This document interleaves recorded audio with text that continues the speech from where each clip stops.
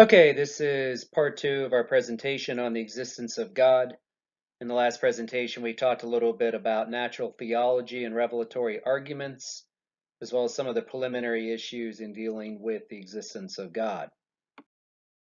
So we talked about last time, and we kind of wrapped up here, we talked about why God needs to communicate with man. We talked about the need for communication in our own lives, and when we kind of wrapped it up with the need for a clear revelation because we need to know what God is like, his nature, and also his character. And of course, we need to be educated about why we even exist. So this leads us to some of the common objections to revelatory arguments, even though I dealt mostly with natural theology in the last presentation. But one thing that comes up regularly are complaints such as the following. I mean, how can we believe in a being that, could be in the same category as a fairy or unicorn, or maybe even Santa Claus?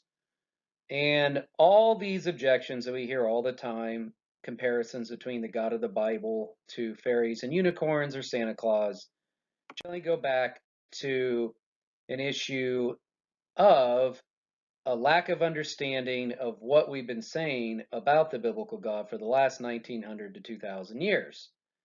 So, as Edward Feser points out in his book, The Last Superstition, it seems that many people simply have not even studied the history of thought over the last 1900 years, and they simply don't even know what theists have been saying about the God of the Bible, or they simply don't care.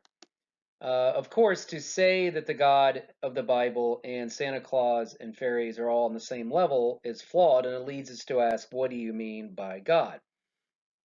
Of course, we know as Santa Claus where Christmas gifts come from. We know the humans, let alone elves, don't live in the North Pole. And we know if Santa existed, he would probably be immortal rather than the god of classical theism, who's immutable, immaterial, eternal, uncaused, omnipotent, omniscient, perfectly good, and so forth. And we also know that the god of classical theism is not part of the physical world. And if he was part of the physical world, he would be composed of parts. And if you read a book like this book right here called God Without Parts, Divine Simplicity and the Metaphysics of God's Absoluteness, you would have some sort of idea what we mean when we say the word God, what the nature of God is. Obviously, you can't say something exists or it doesn't exist if you don't know what the nature of the object is. And so, in many cases, a lot of people just simply have never studied the history of thought, and they take the lazy way out by watching a YouTube clip or else reading a Richard Dawkins book called The God Delusion or something else, and they conclude that believing in God is no different than believing in fairies or unicorns. So that's unfortunate. Now, as Feser says here, Thor, Zeus, or other gods exhibit fluctuating emotional states, have physical bodies, come into existence, have parents or other causes, can have their efforts frustrated, are ignorant of certain things, exhibit various moral vices, and so forth, whereas the God of classical theism is immutable and material, eternal, uncaused, omnipotent, omniscient, perfectly good, and so forth. Now, you're going to have to read his book here, Five Proofs of the Existence of God, which is not the five ways of Aquinas, by the way. I mean, though he mentions Aquinas, and to understand what he's really saying, you're going to need to read a book like that one or his last superstition book.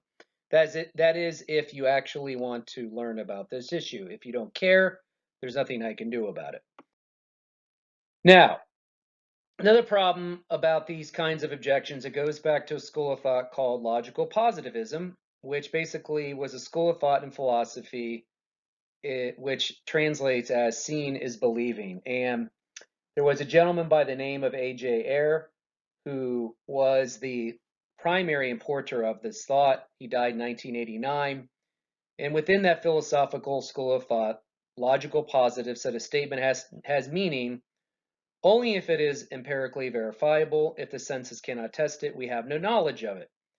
Ayer also was utilizing a lot of arguments from David Hume, the Scottish philosopher from a long time ago, who asserted that propositions can be meaningful only if the truth claim can be verified empirically through one or more of the five senses. So let's go ahead and expand on this. So to verify something means to show it is true. If someone claims something to be true and that claim can be examined and determined to be true, we can say the statement can be verified, shown to be true, or falsified, shown to be false. For example, if you say Smith is blushing, in the school of logical positivism, it is meaningful because it can be verified through observation. But the sentence God is loving is unverifiable empirically and therefore not merely false, but meaningless.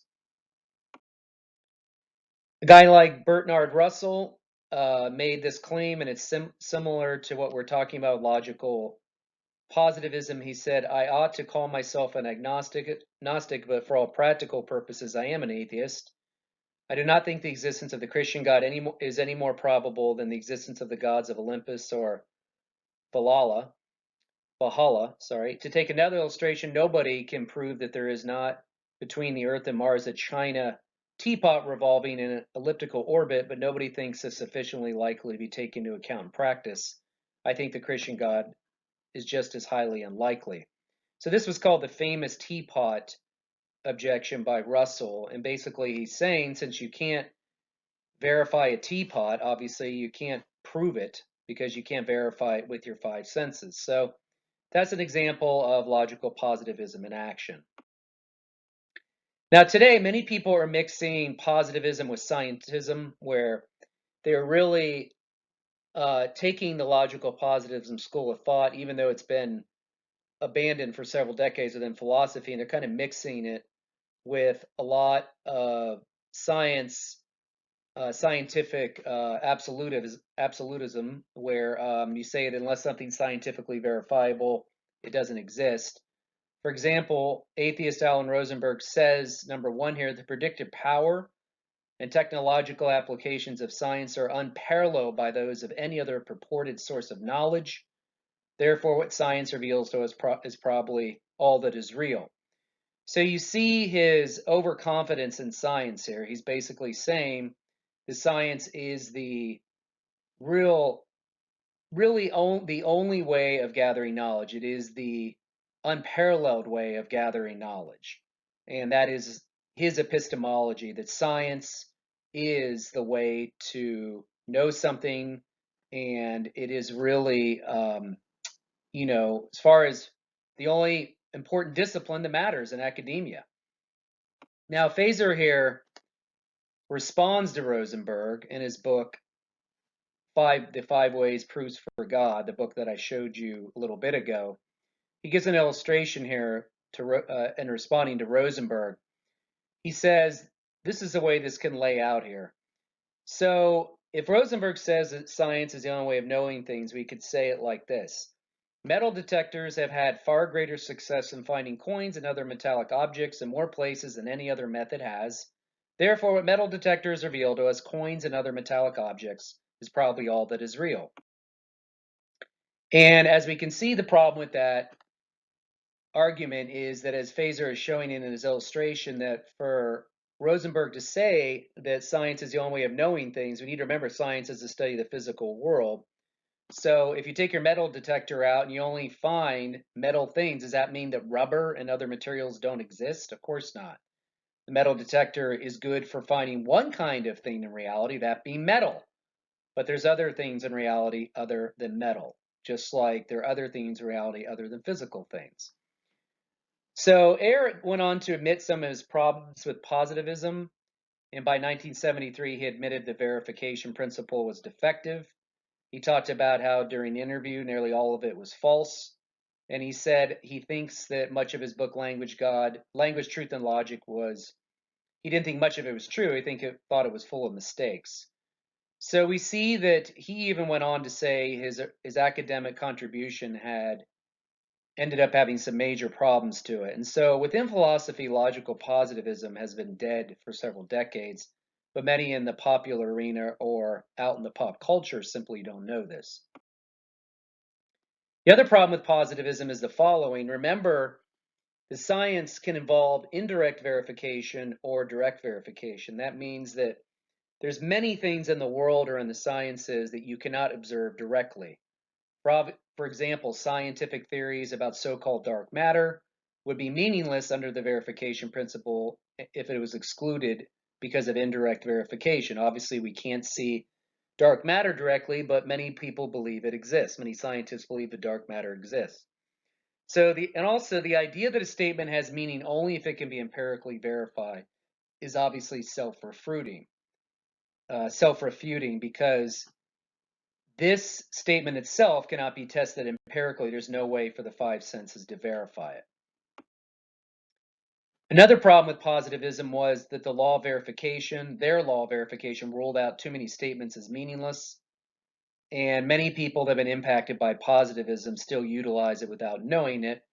And sadly, what this leads to is things like faith and theology are believed to be things that are unseen, and knowledge are things that can only be empirically verified. Therefore, if you make any claim that can't be empirically verified, it's therefore not knowledge.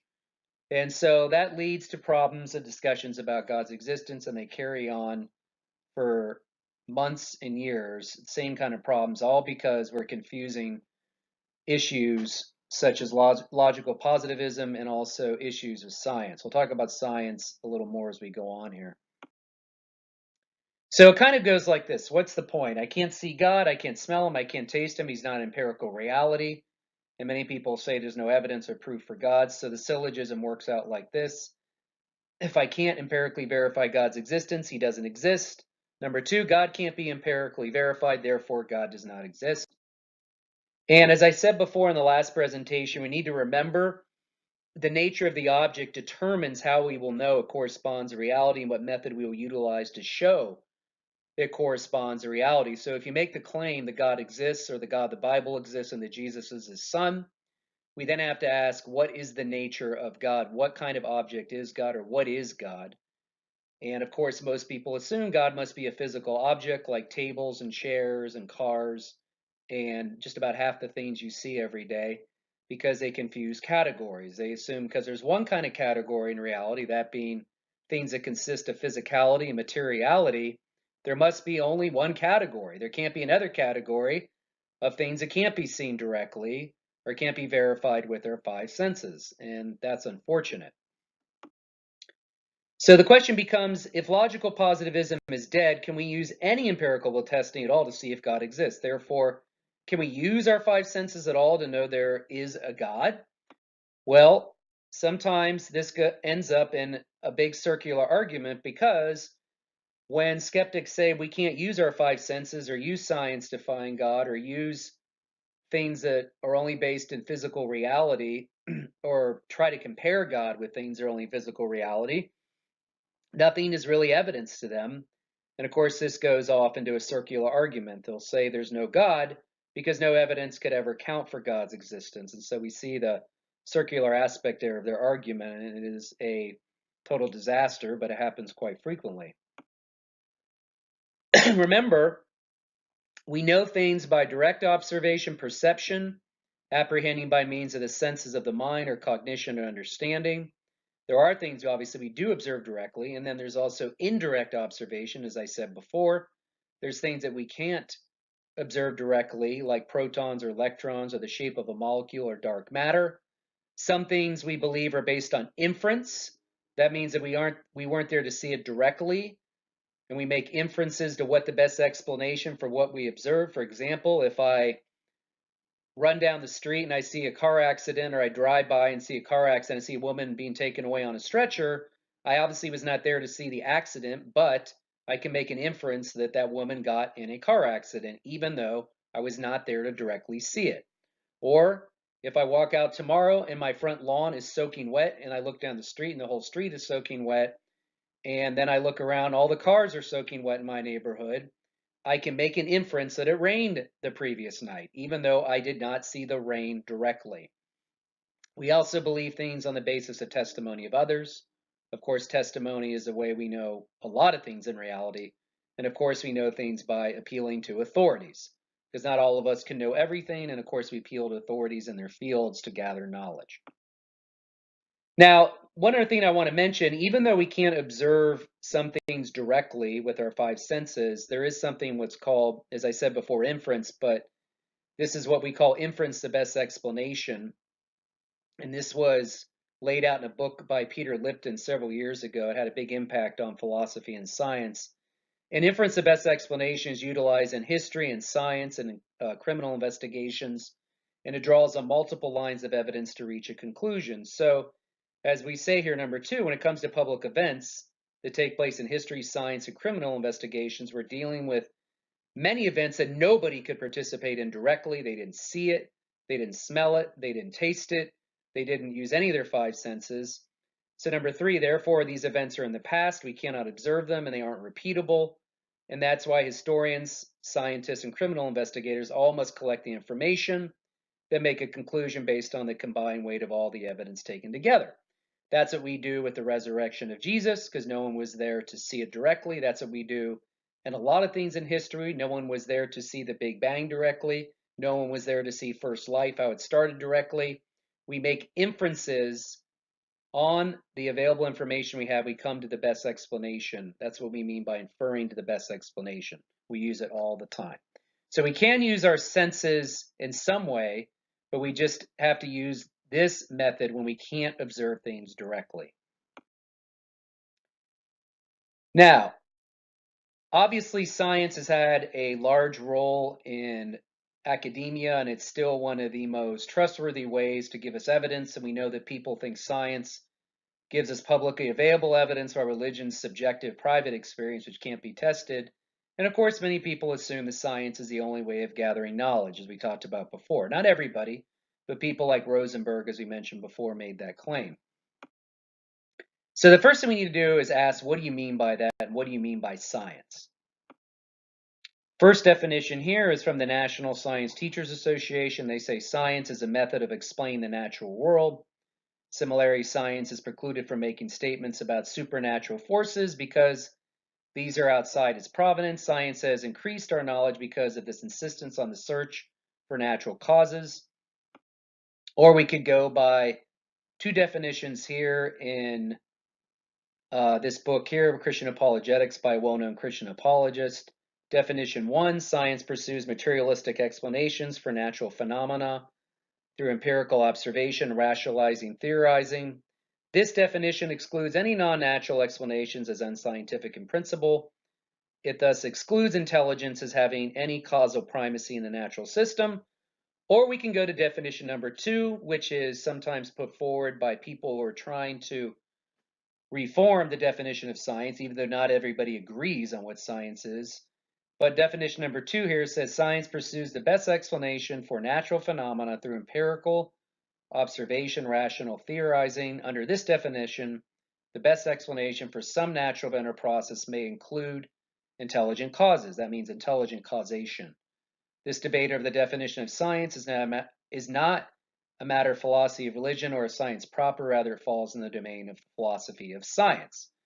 So we first have to define what science is before we even go forward on the debate whether science can show there is a God or not. And what happens in this debate is many people confuse metaphysical and methodological naturalism. When we say metaphysical naturalism, remember metaphysics is something that's beyond physics, and it's part of philosophy. It's a field of philosophy that we use if you ever take a philosophy class. But methodological naturalism, which is used in science on a regular basis, is a position that says science should seek out only natural explanations, and that attempts to find supernatural causes are, in fact, of course, not science. That means that science is a study of the natural physical world. It does not allow any kind of non-natural explanations into the equation. Whereas metaphysical naturalism, of course, what we said there, metaphysics is something that's outside the world of physics, outside of the physical world, starts with the presupposition that all exists as the natural physical world. So that's what we call metaphysical claim, and that is an area of philosophy, which is metaphysics. And what happens is many people confuse these. They start out with metaphysical naturalism, and then they use their methodological naturalism to confirm their metaphysical naturalism. And what happens is when we confuse the two, as I say here in number one, when you presuppose all that exists is the natural physical world, then you use methodological naturalism, which is what science is based off of. To prove your point, you've already rigged the rules ahead of time. Number two, thus we then presuppose that there are only non-natural explanations of reality, which then leads one to only look for non-natural explanations, which of course leads us to say, welcome to the argument of circles. It's a circular argument. So we sometimes confuse those, and I see that happen a lot, of course, in skeptical discussions. So if you're going to say all that exists is the natural world, that is a metaphysical claim.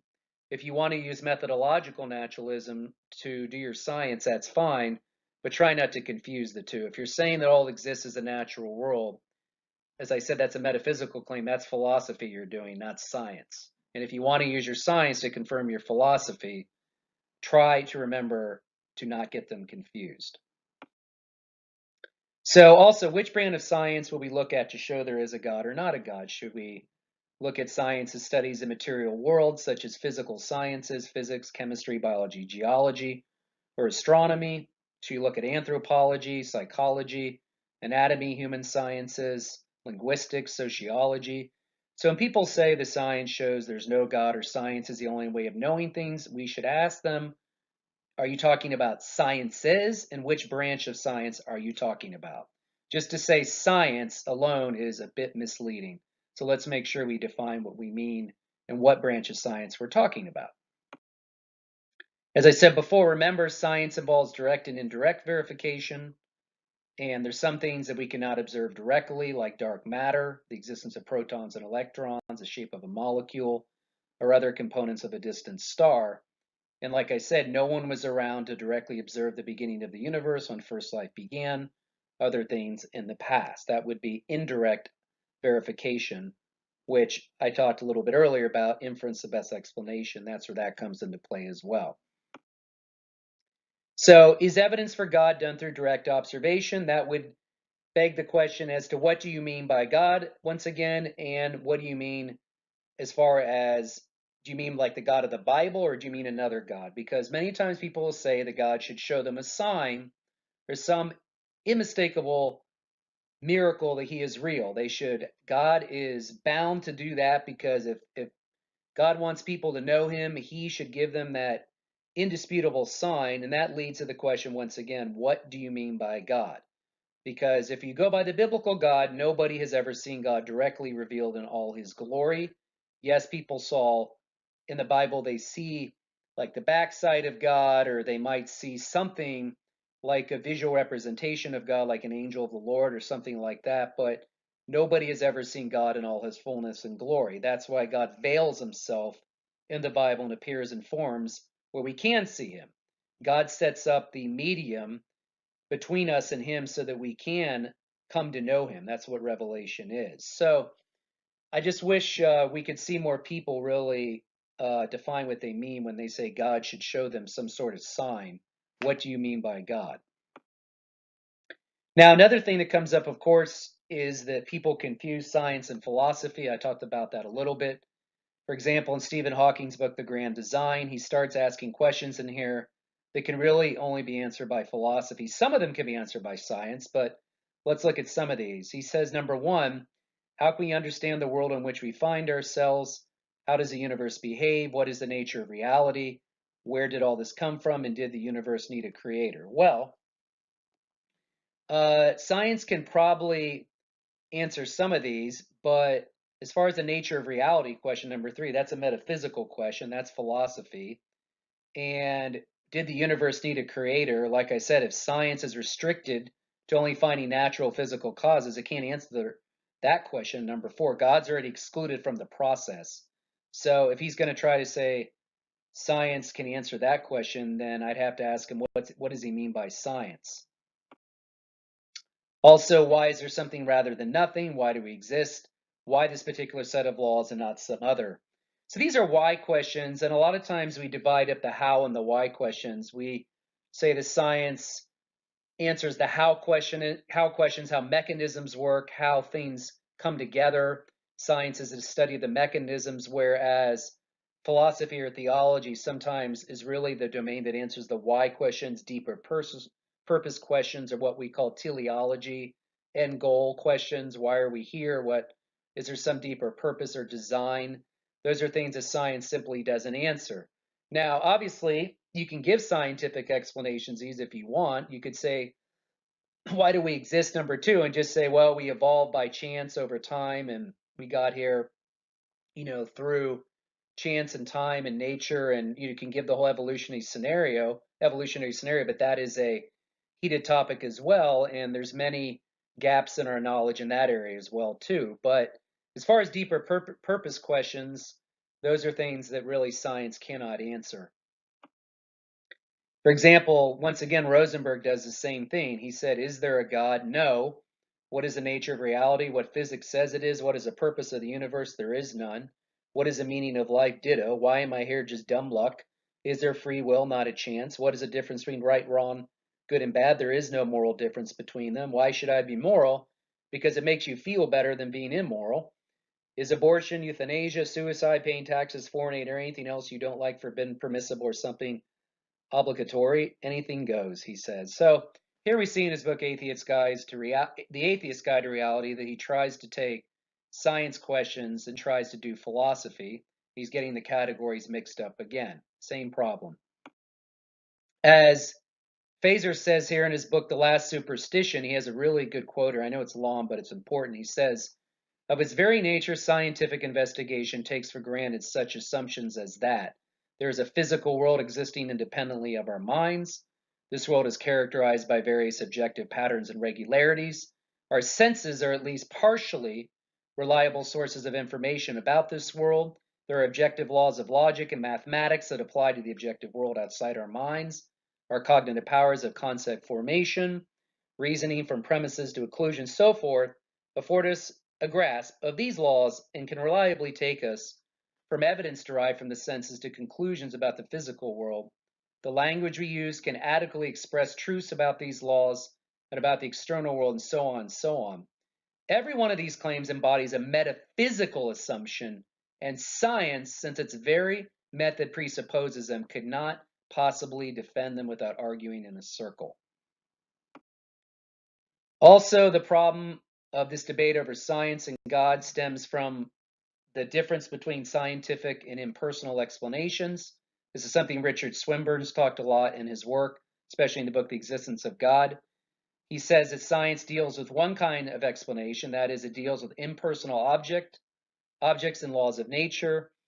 We observe and measure how events regularly follow others, and then we use our knowledge of those regularities to explain some state of affairs. We discover how previous events produced other events by means of natural laws. But he also says in reality, there are also personal agent explanations. That means that we observe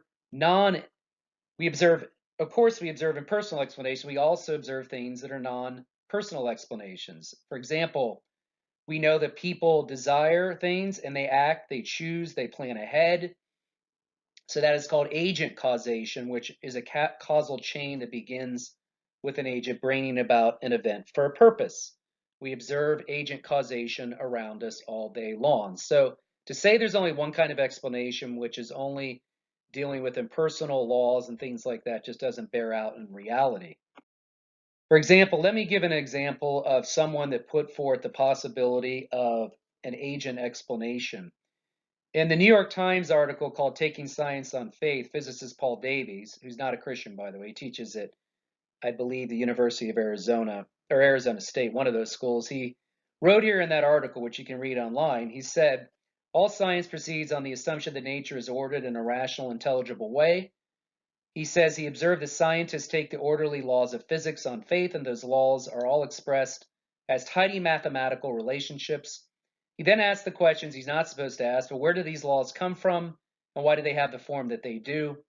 And so basically, Davies was arguing for a non-personal explanation to all the impersonal laws that scientists depend upon to do science. He said maybe there's something outside the laws of nature that allowed these laws of nature to come into existence. And can we ask where they came from? Well, immediately following his column, Davies said his email was overflowing with vitriol. He was only saying that both science and monotheism rest on unexplained starting points. He insists are taken on faith. For monotheism, the starting point is an unexplained God. For science, the starting point is the unexplained laws of nature. And so we'll go ahead and wrap it there and pick it up next time with more on science, and then we'll get into some design arguments. Have a good day.